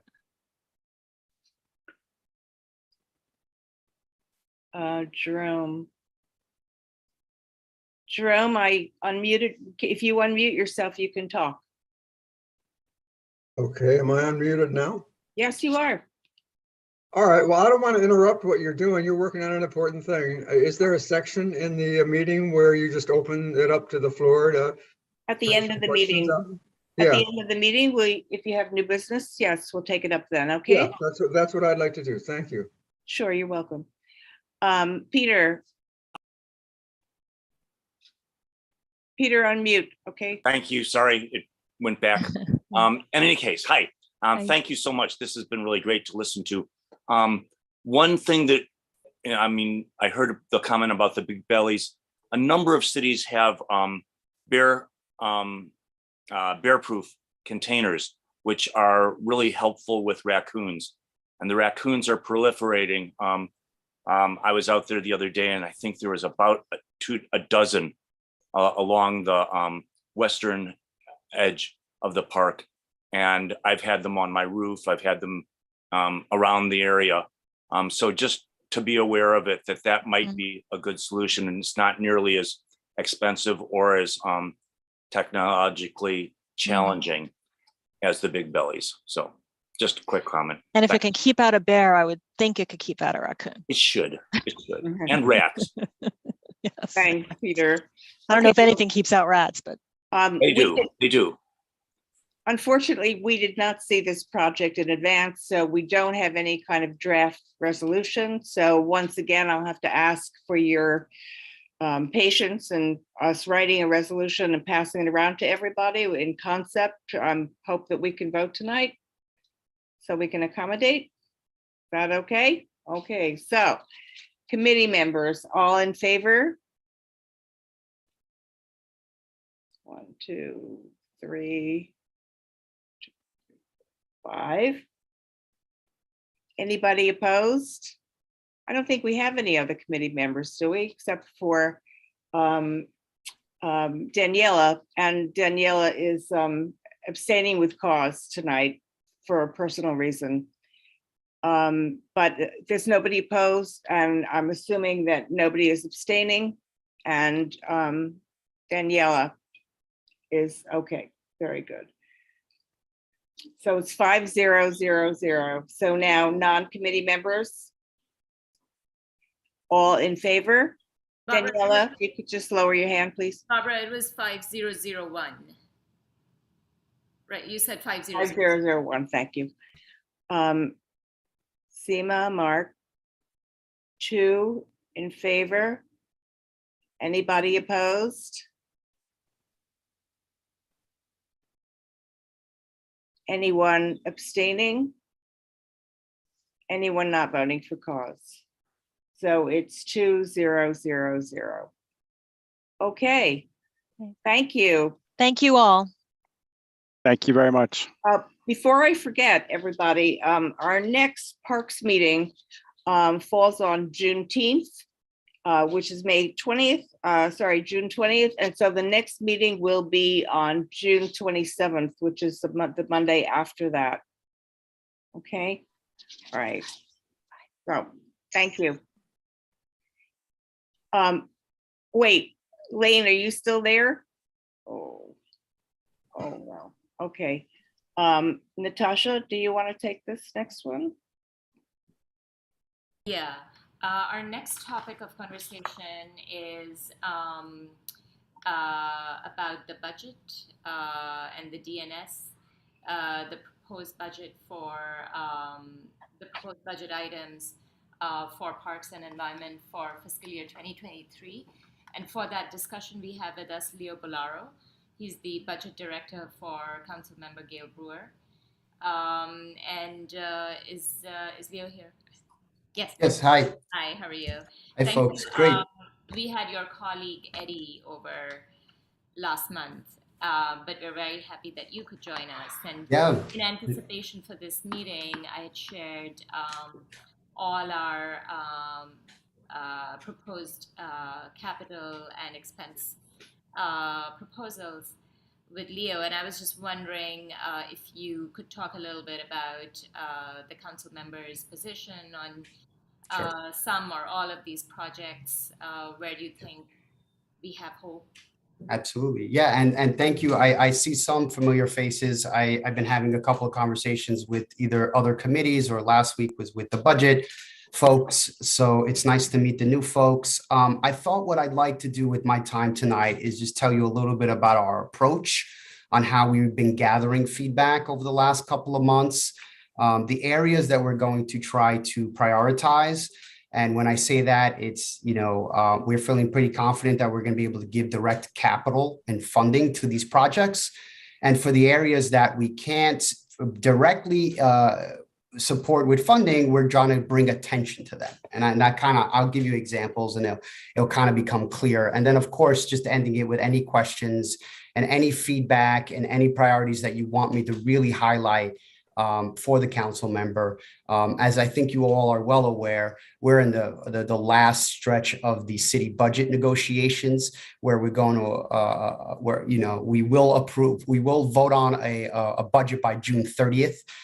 So there's some opportunities here now to also highlight ideas that we maybe are not currently thinking of. So in terms of approach, I want to go back to late January. We were one of the 14 districts that did take part in participatory budgeting.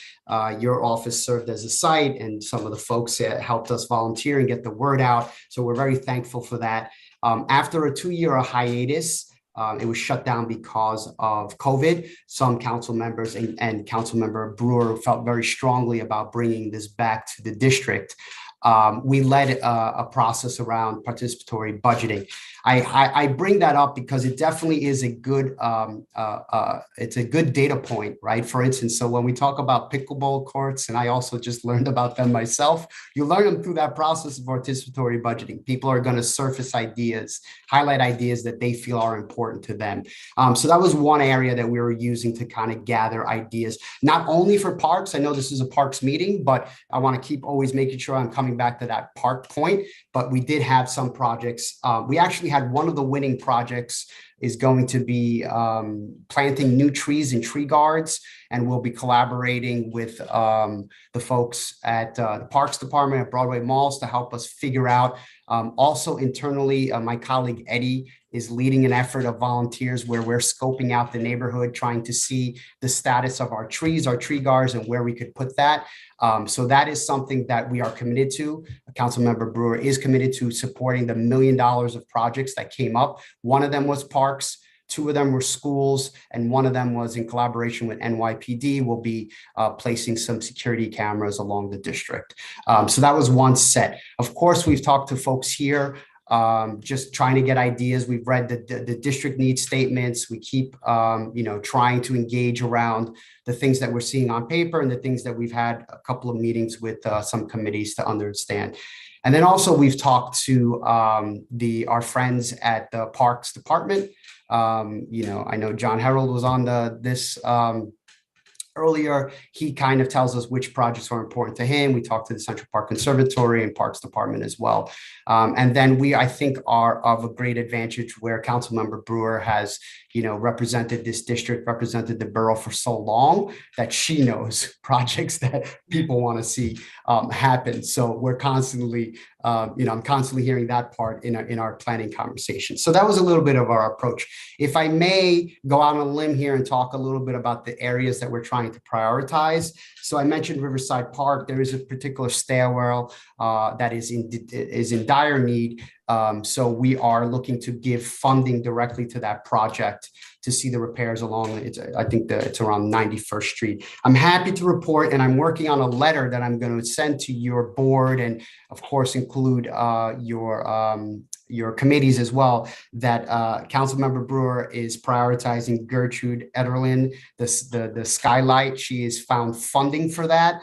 So Fantastic. I'm very excited. I have a draft letter. After this, I probably will call her and talk about a bunch of things and mention that as well. But we heard loud and clear that that was a priority project, that leak in the skylight and how it shuts down programming. So we're gonna dedicate some resources towards that. I mentioned the things around participatory budget in the trees, so we're committed to that amount as well. And then also City Parks Foundation, they do a lot of great programming over the summer, and they're looking for some updates to some of their equipment. So that's also something that we're going to dedicate some support around. Now, that last area that I mentioned in the intro about bringing attention to, we also heard you loud and clear on the playgrounds. It's something that Councilmember Brewer believes in deeply. Making sure that the community have places to go, whether it's libraries open 7 days a week, or NYCHA community centers open on the weekends, or playgrounds that need repair that can be open to the community. And this is an area where we're really trying to advocate and highlight the need. These are big projects. You guys know that. These are multi-million-dollar projects. One office can't do it alone. So we're collaborating with our colleagues. We're collaborating especially with the Speaker's office. And we're trying to get some work done around these, the playgrounds that are on the district needs, the ones that you highlight so often. So that's a little bit of my intro. I'll stop there for questions, any comments, and I appreciate the time. Thank you. Susan. Wow, I get to go first, not Ken. Okay, thanks so much. Ken, did you smile? Okay, nice to meet you. I'm just curious about the possibility of getting a cell phone tower in the Ramble. I'm sorry that the Central Park Conservancy folks aren't still here. It was one of the ideas suggested for participatory budgeting. Sure. The Ramble is a really popular area, but it's also pretty dangerous when not populated well. And I do know from speaking to Bill Gallagher that part of the reason that they couldn't really adequately pursue that they haven't been able to pursue some criminal situations is because they don't have good recordings that they get from phone calls from the Ramble. So what are the possibilities about that? I believe it costs very little money to put a cell phone tower there, and it could be easily camouflaged. I think it's about $200,000. Yeah. So, hi, Susan. I do remember that project on the long list of participatory budgeting. So the way that just to kind of give you a sense, we got about 71 projects, and they're funneled down. And one of the ways that we get feedback is by giving it to our friends at the different agencies. They give us their thoughts in terms of cost, feasibility, if there's a general appetite within the community for it. It was on the larger list, and based on some feedback from our friends at Parks, whether it was because they were concerned on how it potentially might look in the park. There was comments around they, weren't exactly confident that the need, because the way it's connected to the crime, they didn't see a lot of crime data from there. And then it became an authority thing. And if you're really curious here, I could dig back in and try to get some more details on it. But, putting up a cell tower, there's an authority, and I don't know which agency actually regulates that. It might even be a federal thing. And I'm sorry if I'm speaking out of turn here, but I remember there was a comment around that as well in terms of maybe knocking out the feasibility. In terms of cost, I have no idea on cost. I don't recall what the number was around that. Maybe we didn't even get that far because of the initial conversation around the tower. But that's from what I could recall about that project in particular. Yeah, maybe I could follow up with you offline about this, because it was really, I know that I don't know, I don't want to speak for the police, but I think they were pretty interested in it from a safety standpoint. Sure, let's talk. Yeah, I mean, the fun thing about budgeting is we got more time, we got more tries at this. So if we're not going to do it now, there'll be more cycles. So thanks so much. Thanks, Susan. Ken. Oh yeah, hi. Hi, Ken. Hi. Do you go by Leo or Leonardo? Yeah, Leo. Leo. My parents call me Leonardo, so call me Leo. My friends call me Leo. Okay. Don't want to be like your parents. I'm just going to ask about a section in Riverside Park around 72nd Street, where there is right after the tunnel, or the very short tunnel, there's a steep slope going down to the bike path, and it has plates on it, which have been there for a long time. My understanding is that there's a cavity underneath there that needs shoring up and is going to cost a lot of money, and that's why it can't be repaved. And the plates can be very slick, and it's fairly steep incline. So I believe in her first iteration as council member, Gail had gotten some money towards this, but then I think it got diverted to other things.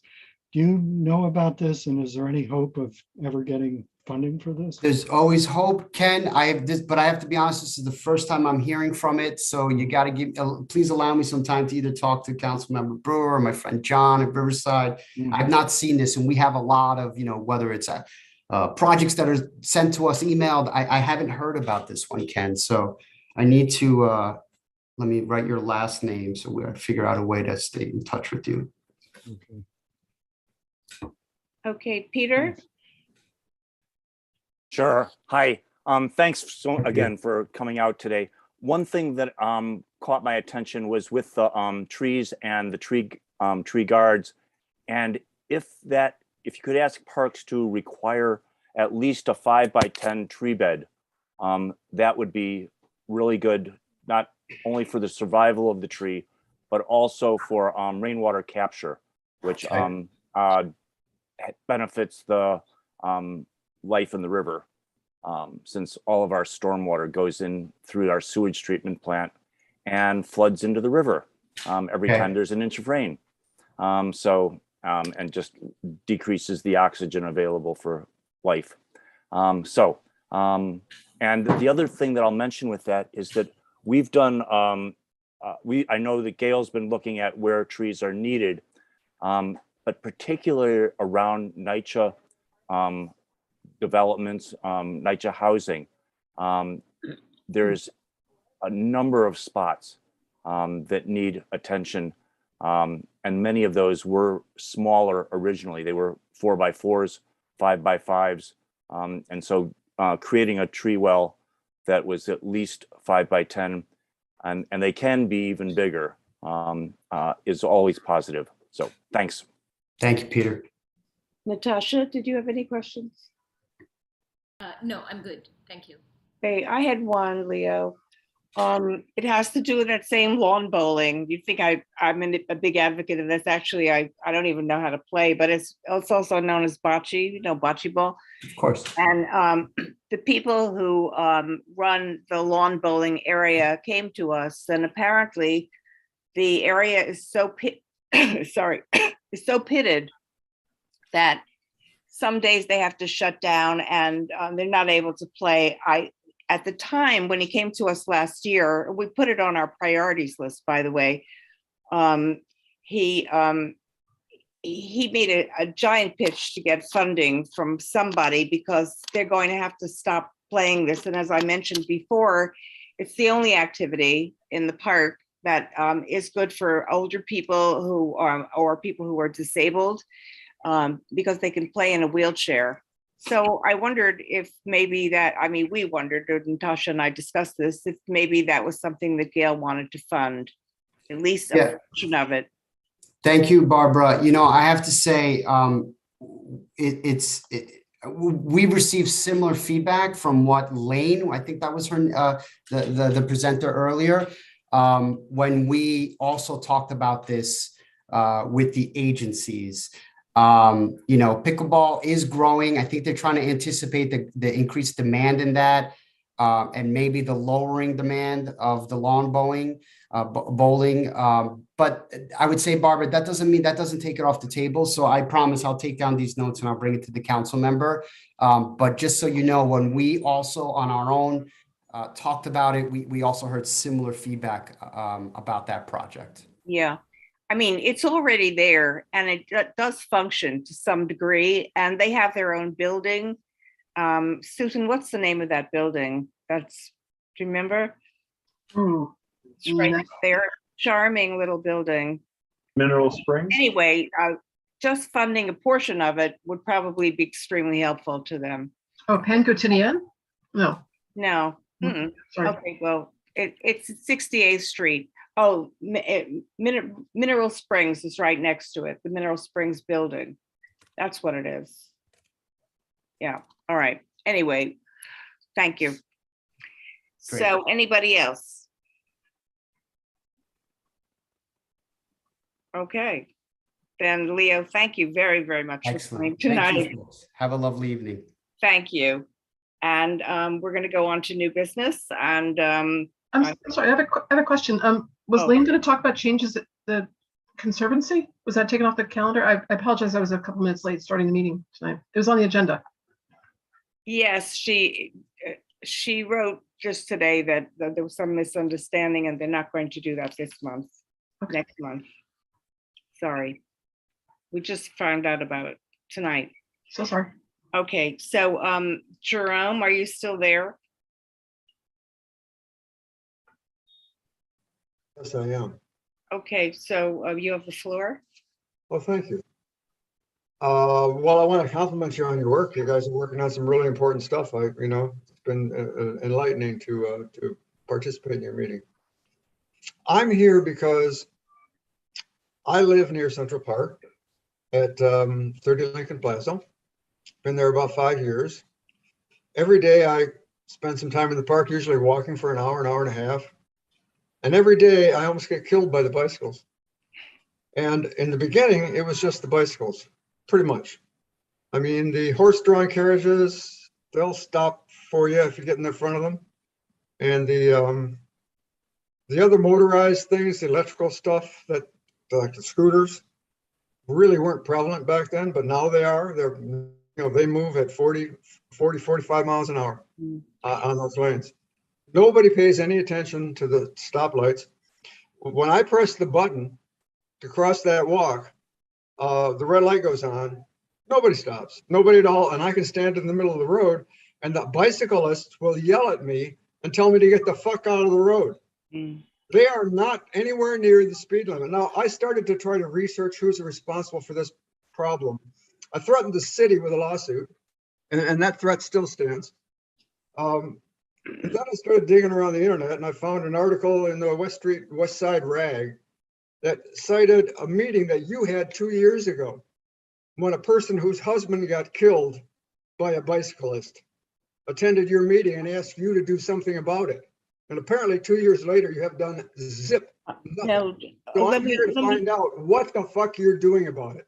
All right, may I just interrupt you to tell you that we're very, very familiar with this issue. We have a complaint about it to everybody we possibly can complain about. The transportation has also taken up this issue. It's really up to the police, and I would suggest that you come to our next full board meeting where we invite the police from the 20th precinct to 24th and the Central Park precinct to participate. It's always the first portion of our meeting. I'll be happy to participate in your bullshit stuff. And to raise your hand and ask that question of the police, because many of us have had the same issue as you. Many of us have been nearly killed by e-bikes and other bikes, and it's a disastrous situation, and we don't know what to do about it. But we are advisory only, and we don't have forces we can send out to take care of the situation. So that's what I would advise you to do. Or, if you want, contact the Transportation Committee and put it on the agenda again for them.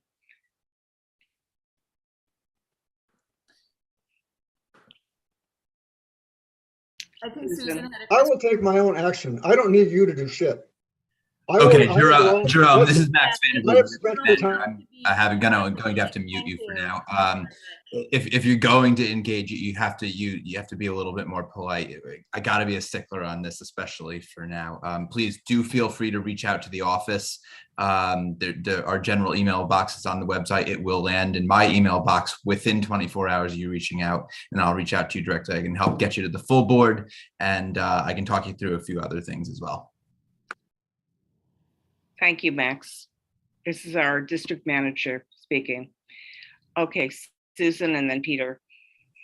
Hi, real quickly, just a suggestion for a topic for a future meeting. I don't want to insist on June. I know how busy you guys are, but there have been a number of trees taken down in Central Park over the past couple months. And I think it'd be really useful for the community to get a better understanding of what the criteria are for taking a tree down and how they do it, and just get a presentation on what's going on. There's been some hue and cry from, once again, the birding community about this. So that would be a suggestion for a future meeting. And I'm sorry that Lane is not here, because I did want to ask about the Harlem Mere project. And as I said earlier, I thought I was going to hold it for new business. She's not here. My issue here, and that's not just me, but is that Duck Island is a really popular spot to look at for bird watching. And so if you come to Duck Island from the north or from the west, you can't access it all. So you have to go all the way around and back inside the park to get to it. So I'd like to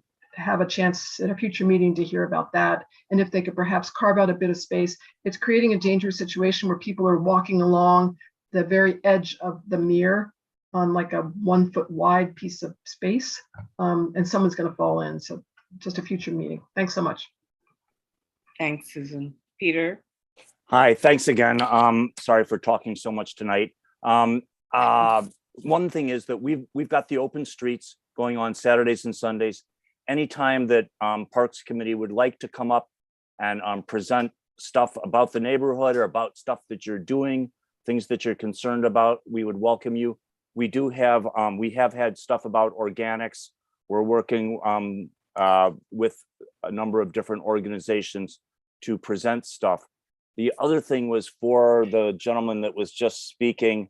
I mean, vehicles of all motorized vehicles are sort of out of control at this point.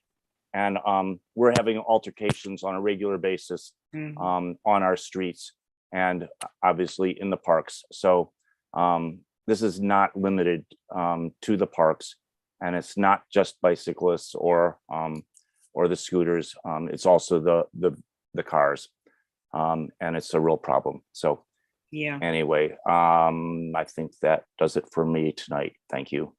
Thank you, Peter. Okay, Matt, we haven't heard from you at all tonight. Hi, I just wanted to, I'm one of the district park managers for Community Board 7. I just wanted to let you guys know that there are a few Movies Under the Stars events coming up here in June. So Natasha, Barbara, and Max, I'll make sure I'll send you this information so you can post it online. But on June 1st, there's going to be a movie at Bloomingdale. They're going to be showing the movie Soul. June 2nd at Samuel Bennerson, they're going to be showing A Journal for Jordan. And then June 15th at Matthew P, they're going to be showing the 355. So I'll send you guys links to those so we can make sure everyone's well aware of those opportunities. All right, great, thanks. Is that all for tonight? That's it. That's all I have for now. Matt, could you also send that to me and I'll try and publicize it? Thank you. Matt, Natasha and I took a walk today in Theodore Roosevelt Park. And that area where we had the dog issue, it seems to be completely solved. And I really want to thank you for that. The enforcement really seems to have done an amazing job, and it looks gorgeous. It's never looked so lush and beautiful there. Our PEP officers are still checking on it. So I, reached out to them to make sure they're still doing some tours. So, let's, as the weather gets nicer, let's hope it still stays that way. Yeah. And Gardner there has been working very hard on that lawn to get it, reestablished. Gorgeous. Yeah. Looks beautiful. Thank you. I'll let her know that you guys complimented the. Definitely. Thanks. Okay, Wesley. Hi, good evening, everyone. Can you hear me okay? Yeah. Oh, great. Well, first of all, I'd like to thank everyone for your letter of support and for the presentation for our team earlier, and we really appreciate it. It really helped us move forward. I want to thank everybody this evening that's here tonight, and I'd also like to piggyback on what Matt was saying, but specifically for Riverside Park, is that we have some Movies Under the Stars scheduled at Riverside on Thursday, May the 19th. I believe they'll be showing The Bench, and the location will be at 72nd and the Track and Lawn. So we encourage everyone to come out for a nice evening in Riverside Park. Hopefully no thunderstorms like tonight, and hopefully it'll be dry. We won't have to worry about our drainage. Also like to mention to people, we have the Summer on the Hudson events, which is sponsored and ran primarily through our Riverside Park Conservancy. So I would encourage people to look for other events that are happening in Riverside Park by going to the Conservancy website and looking for events that are, there's so many for me to name them here. It's a lot of events. It's probably easier to check them out there. And that's all I have. Didn't know if anybody had any other questions for me at Riverside. Ken, I did hear your question about the plates on the path. If I'm not mistaken too, I believe there's another entity or agency involved with that vault, but I'll look into further to that and get the proper details. But I did make note of that. Was there any other questions anybody might have for Riverside while I'm here? Now, last month, we did have a presentation on all the events going on in Riverside this summer. So I'm assuming that those movies were a part of it. And Matt, can you tell me, did we post that on our website? I think we meant to. They were supposed to send us the whole schedule. So the posting for the Riverside Park Conservancy, the events on the Hudson, Wesley can probably send you that information to make sure you can post it. So we'll between Wesley and I will make sure that you have that information to post. Yeah, that would be great if you could send it to Max. Yeah, feel free to send it right to me. Yeah, that'd be All right, great. we'll send it all straight to Max and to Peter. You got it, guys. One other thing, I was taking a look at your website today, and where it says major parks, Manhattan, only Riverside Park South is listed. The Riverside Park, it's in its entirety, is not even there.